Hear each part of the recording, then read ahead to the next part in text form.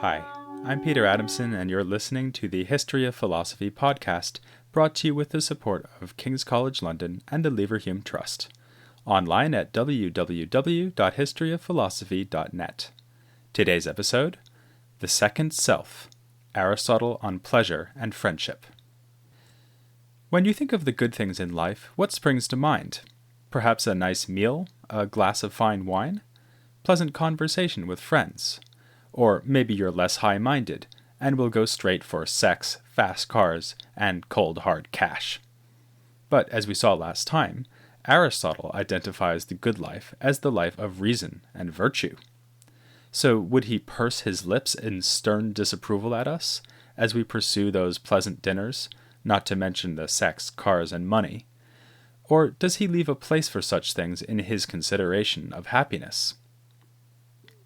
While a modern reader of Aristotle's Nicomachean Ethics is apt to come away with the impression that Aristotle is quite grumpy about this whole pleasure thing. Towards the beginning of the Ethics, he mentions the life devoted to pleasure and dismisses it with a snort of derision. This is a life for cattle, not humans, he says. So it's surprising to discover that many ancient readers of the Ethics thought of Aristotle as a defender of the comfortable life. He wasn't as objectionable as the crassly hedonist Epicureans, but for these critics, he still fell short of the full moral rigor one would expect from a proper philosopher. The critics were comparing Aristotle to Stoic and Platonist ethical thinkers, for whom only virtue is valuable and all else is intrinsically worthless. We've seen a view like this already in the mouth of Socrates, who argued that such things as wealth and power benefit their possessors only if they are joined to wisdom and virtue. We've seen Plato, too, arguing that a virtuous man is happy even if he is hated by society and subjected to injustices and torments. Aristotle, as so often, is happy to occupy the middle ground. On the one hand, he rejects hedonism. Though pleasure has its place in the good life, it is not the primary goal of the good life.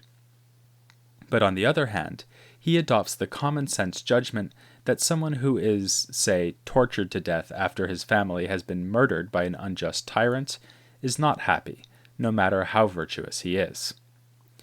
Of course, he knew that he was disagreeing with his master Plato here, but, as he says in the Ethics, we must honor truth above our friends.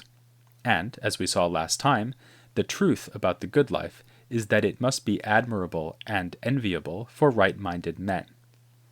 Unless we're Stoics or Platonists, we will probably agree with Aristotle that virtue is no guarantee of happiness, even if it is the best route to happiness. But this forces Aristotle to admit that our happiness is to some extent out of our own control. A tyrant can always come along and destroy our lives. In fact, Aristotle even finds it plausible that our happiness can retroactively be destroyed after our deaths, if our close friends and descendants have horrors visited upon them.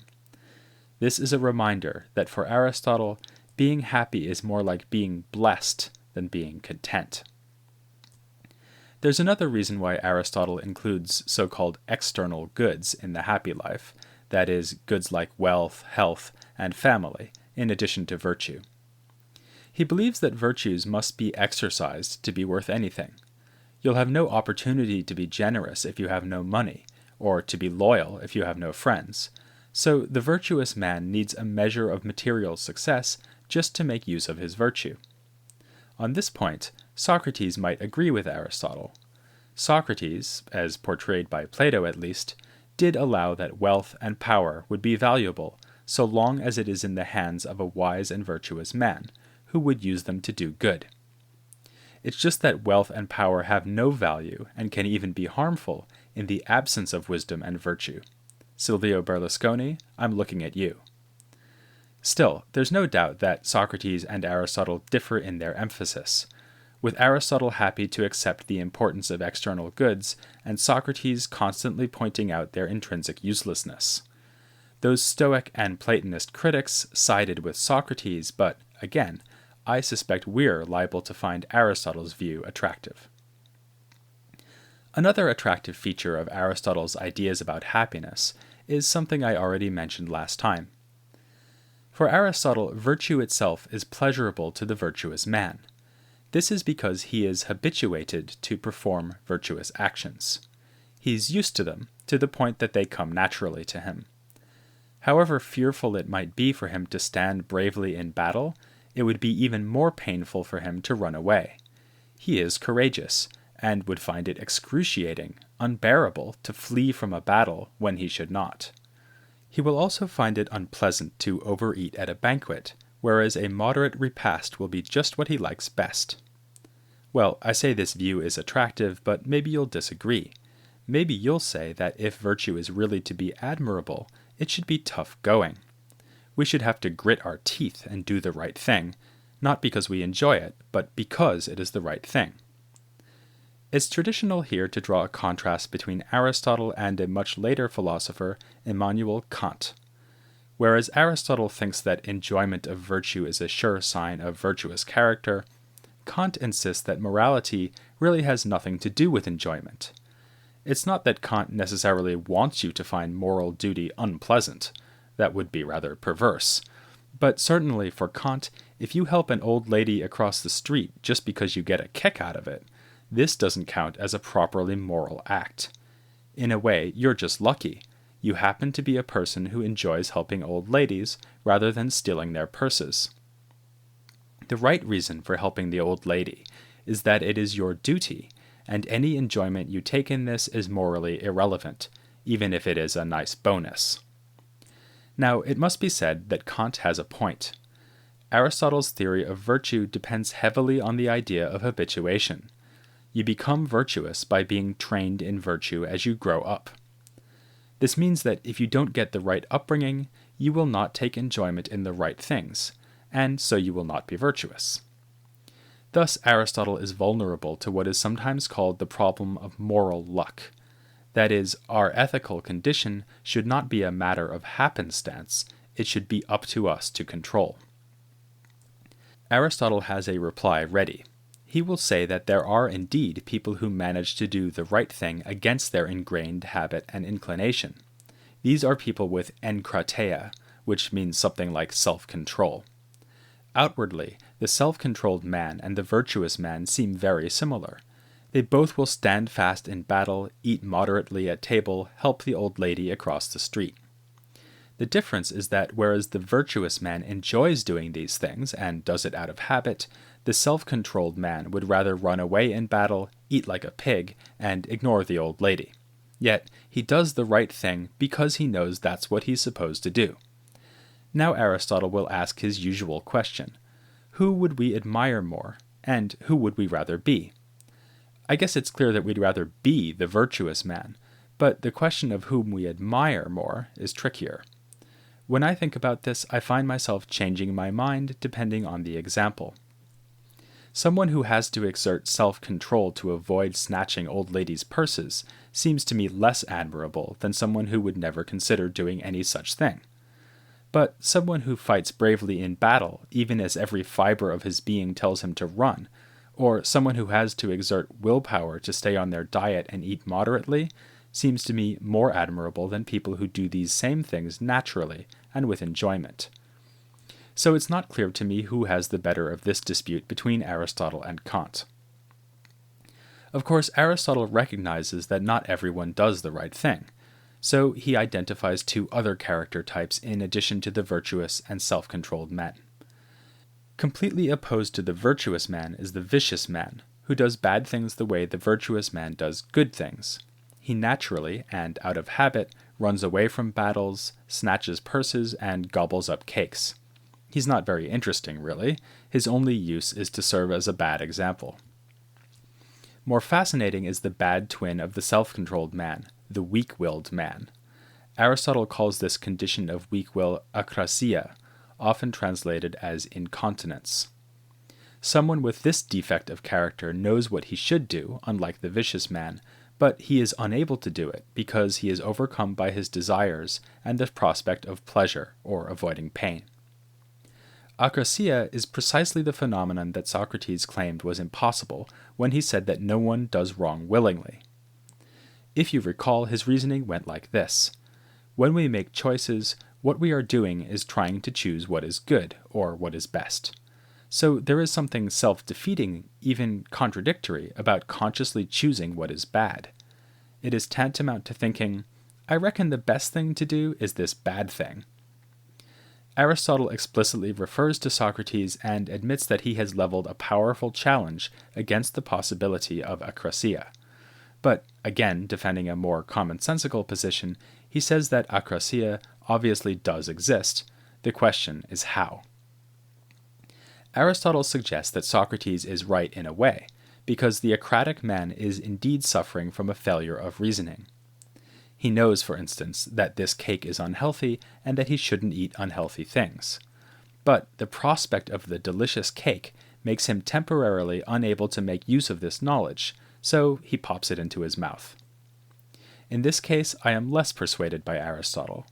He must be right that akrasia genuinely exists, but I'm not sure he's right that akrasia resides in some kind of thoughtlessness and being swept away by pleasure. No doubt that does happen, but I would say people sometimes consciously, in full awareness, do things they know are bad. If that really does happen, it is clearly not what Aristotle is trying to explain in his theory of akrasia. We've seen then that Aristotle thinks the good life includes quite a lot of pleasure, and for a variety of reasons. For one thing, the total absence of pleasurable goods apart from virtue, like wealth and family, will destroy our happiness. For another, we'll need such things just in order to exercise our virtue. And finally, virtue itself will bring us pleasure as we exercise it. The good life is starting to look pretty pleasant after all. But now I know what you're thinking. Why can't Aristotle just go ahead and be a hedonist? Why can't he say that the best life is simply the most pleasant life, perhaps by insisting that the virtuous man is the one who gets the most pleasure out of his activities? In that case, he was wrong to dismiss the life of pleasure as a life fit for cows. Far from it. It is actually a life fit for the best, most admirable men among us, and, in short, is the happy life. And so we should organize our lives around the pursuit of pleasure. Aristotle does come back to the topic of pleasure later in the Ethics, and when he does so, he makes it clear why he is not a hedonist. For him, devoting one's life to pleasure is not only a mistake, it is downright incoherent. To see why, we need to think a bit about the nature of pleasure itself. Pleasure always involves enjoying some activity, whether it is eating, driving a fast car, or simply feeling at peace with yourself. So pleasure is a kind of secondary phenomenon, which comes along on top of some primary activity or experience. This seemingly innocuous fact spells doom for the hedonist. It means that, when we ask whether a certain pleasure is worth pursuing, the answer will always depend on the activity to which the pleasure is attached. If you take pleasure in doing mathematics, and also in eating cake, then the question of which pleasure is more worthwhile will depend on whether mathematics or cake is intrinsically better. This allows Aristotle to insist that even if pleasure in itself is always good, it is to be avoided when it accompanies an activity which is bad. Again, notice how he has staked out a compromise position. He's not denying that pleasure is good, and neither is he saying that it is the good. Rather, it is in itself a good thing, and sometimes accompanies other good things, but sometimes it arises from bad things, and this makes all the difference. The hedonist might try responding that we should try to maximize pleasure, that is, choose between pleasures not on the basis of their associated activities, but on the basis of what is most pleasant. To this, Aristotle might say that there is no reason to suppose that we are able to compare, say, the pleasure of mathematics and the pleasure of cake. Nonetheless, you might well have to choose, for instance, if you were invited both to a birthday party and a mathematics seminar. And then Aristotle will insist that the choice should not depend on the quantity of pleasure each activity would provide, but on which activity is more worthwhile, which activity will do more to contribute to my overall well-being and flourishing. As appealing as all this sounds, there is still a problem lurking. I mentioned it at the end of the last episode.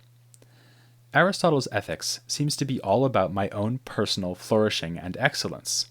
I am trying to achieve happiness, and the way to do it is to engage in the activities distinctive to me as a human, the use of reason in both the practical and theoretical spheres.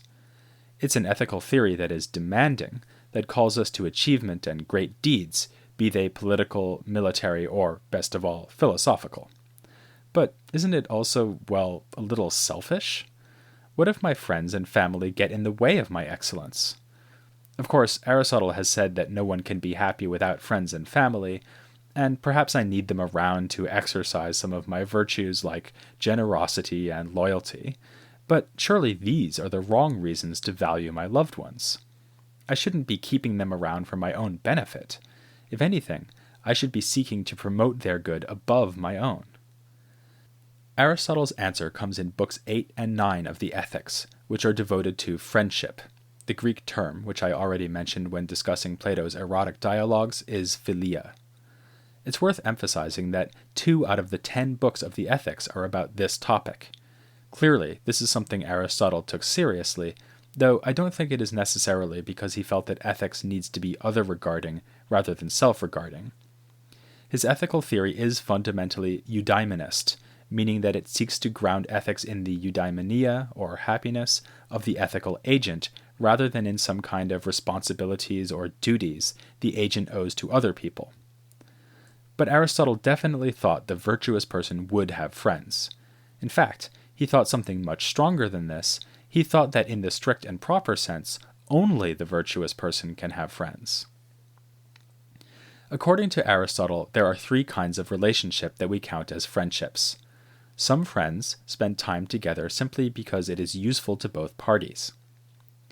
These utility friendships may be long-lasting and deeply valued. Think, for instance, of 2 business partners who might work together for their whole career and help to make one another rich and successful. But such relationships are also vulnerable to circumstance. If you and I are friends in this way, I may just drop you like a hot potato as soon as your usefulness ends. Similar are friendships of pleasure, which are predicated on some shared activity the friends enjoy. The drinking buddy is the ultimate example of this.